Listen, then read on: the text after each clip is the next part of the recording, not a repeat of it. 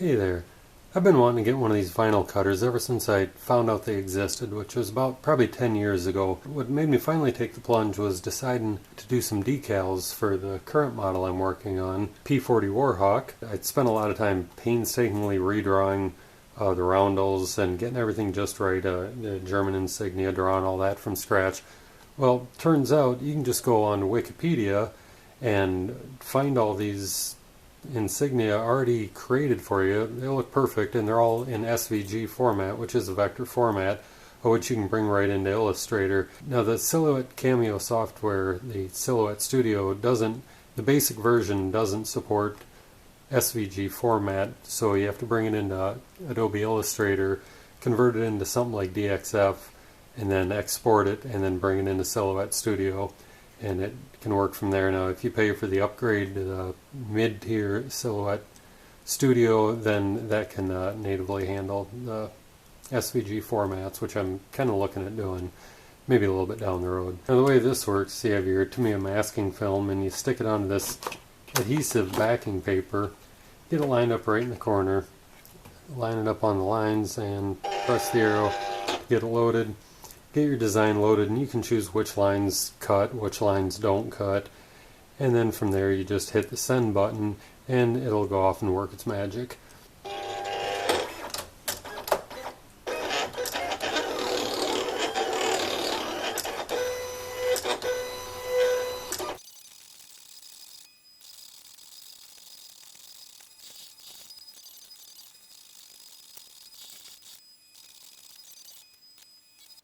Now, if you're going to do this, it's a good idea to cut a few extras of all your stencils, because some of them might get screwed up during the cutting process, some of them might get screwed up during the application, or in this case, I'm going to need the star to align it on the wing, except I'm going to be painting the circle first, so I'm going to take this star off, and by peeling it off it might screw up the tips here a little bit, so I'll just use a fresh star when it actually comes time to do the painting. And the reason I'm using the star instead of this circle is because these top edges of this top line right here lines right up with this panel line, so that'll make it nice and easy. Now, if I was just trying to line up the circle first, it'd be a lot more difficult to get it aligned, so I'm just using this as a disposable star here just to align the circle, and then I'll get rid of the star and paint in the white.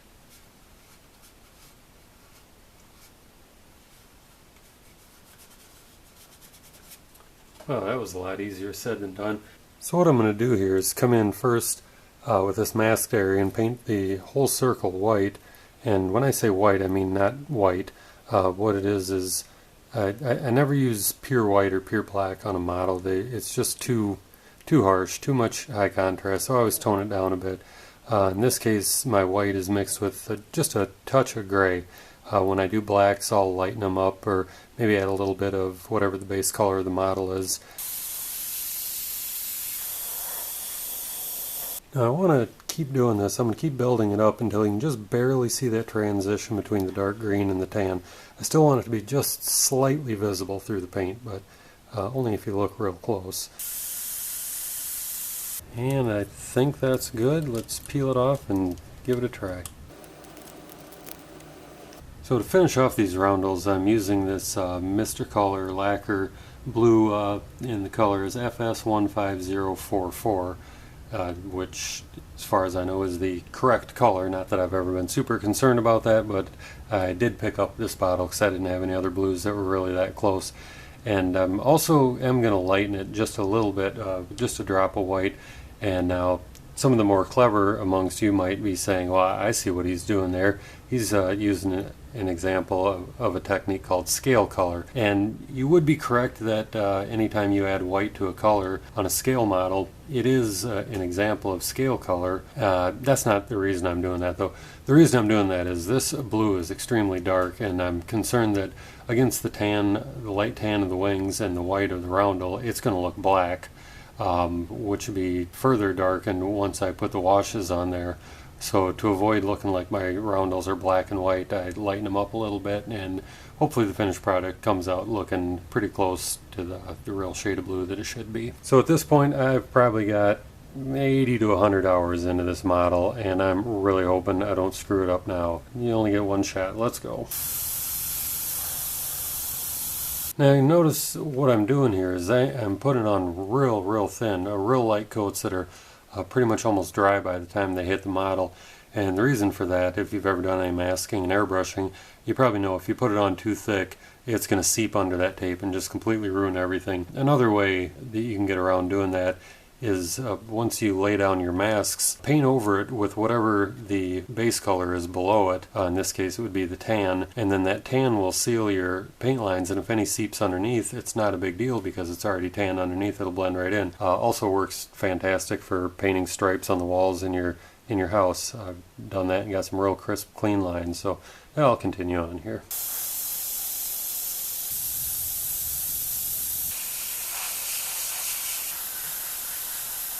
Alright, well, it's the moment of truth. Let's peel it off and see how I did.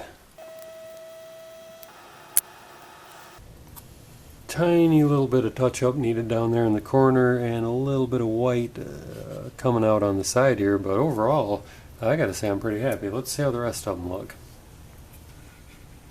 Now there's an interesting little problem, though. I see around the edge, you can see a real faint white line. I'm not sure what to do about that. That one turned out pretty well. Once again, you got the faint white line. Yeah, I just don't know there. I can't sand it because I'll sand through the blue and show the white. So I guess I'll just have to live with it. Anybody has any suggestions? Yeah, I'd be all ears. I also see that I didn't quite line them up quite perfect. You notice this one here on the left side, the port side, is slightly forward of that one. Live and you learn. One thing on here, I was kind of concerned when I started spraying this bottom part here that with it being blue on blue, that it wasn't going to show up that well, so I laid it on pretty heavy, but actually I think it worked out pretty well. And that's about all there is to this, so thanks for watching.